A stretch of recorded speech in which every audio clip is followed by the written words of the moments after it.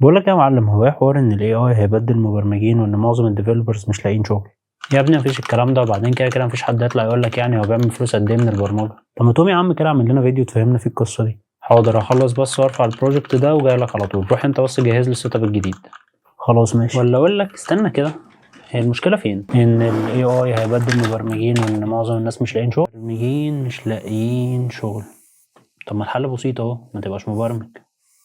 يا راجل يعني انا جايلك في الاخر عشان تقول لي ما بقاش مبرمج؟ يا ابني استنى بس انا بكلمك بجد، المشكله انك مبرمج. خليك سوفت وير انجينير. ده يفرق في ايه يعني؟ لا احس كده بقى. الموضوع كله بيكمن في عدم استيعاب الشخص ان هو العائق الوحيد قدام نجاحه. يعني ببساطة عندنا شخصين، واحد كل اللي بيميزه انه متعلم لغة برمجة معينة من كورس اغلب الناس ما كانش معظمهم متعلمين منه، ومش بيشتغل على نفسه وقاعد مستني اي حد يديله تاسك، وفي الاخر بيشتكي من انه مش لاقي شغل. وفي الناحية التانية عندنا شخص تاني خلص نفس كورس البرمجة اللي الشخص الأولاني خلصه، وقعد يفكر ويدور على مشاريع ينفذها، فاكتشف إن في مهارات تانية لازم يكون متعلمها زي السيستم اركتكتشر والبروبلم سولفينج والبروجكت مانجمنت والالجوريزم امبلمنتيشن. وبدأ في رحلته في إنه يتعلم كل مهارة محتاجها عشان ينفذ فكرة المشروع اللي فكر فيها في الأول. فالموضوع في عقلية واحد هو عايز يزود من قيمته، وواحد تاني هو مرتاح وهو متعلم حاجة تقريبا بقى معظم الناس متعلماها، ومش بيفكر في إن هو يطور من نفسه ويعرف أكتر. وده ياخدنا لتاني نقطة، وهي القيمة واللي بسببها بتحدد سعر أي خدمة بتتقدم، وكذلك السعر اللي تستحقه مقابل المهارات اللي بتقدمها لسوق العمل.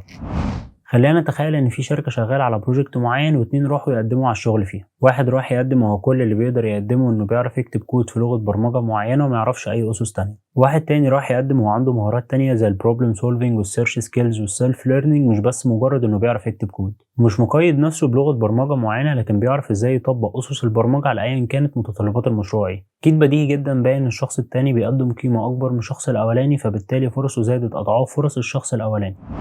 بص، ال AI دلوقتي هو مجرد حاجة بتسيرف إنها تسهل عليك الشغل الروتيني أو التقليدي، بحيث إن هي تديك مساحة أكبر للحاجات اللي بتحتاج منك تفكير إبداعي. زي مثلا إن يطلب منك إنك تحل مشكلة معينة لشركة ما، فساعتها أنت بتبقى محتاج إنك تطلع نسخة مبدئية لفكرتك. هنا بقى بيجي الاستبدال، إنك أنت ساعتها بتبقى محتاج لحد يكون بيعرف يكتب كود أو بيعرف يشتغل على تولز معينة عشان يساعدك في إنك تطلع نسخة مبدئية لفكرتك في أسرع وقت. وطبعا بطبيعة حال الماركت، فاللي بيحكموا القيمة مقابل السعر. فببساطة هتروح تستخدم تولز زي الاي اي، واللي مش هتحتاج منك اكتر من انك تديها انستراكشنز واضحة ومظبوطة للفكرة المبدئية بتاعتك. على فكرة هو الموضوع مش في الاي اي، طب ما من زمان كان بيطلع تولز كتير تستبدل مهن ناس معينة، عشان بطبيعة الحال هي دي الدنيا، ولو انت ما اتطورتش وفضلت في مكانك هيتعملك ببساطة اكسكلوشن من المنافسة. حلو، طب ليه في بقى ناس في مجال السوفت وير ديفلوبمنت مش بيدخلها دخل كويس، في ناس تانية بيدخلها الاضعاف؟ الفكرة كلها قايمة على فكرة توسيع فرصك. في كام واحد حاول انه بعد ما يخلص الكورس انه يتعلم ازاي ينفذ مشاريع صغيرة بايده ويصبر على المشاكل اللي بتواجهه، وكام واحد تاني بيقعد يدور على انهي اسهل طريقة يدخل منها فلوس من البرمجة.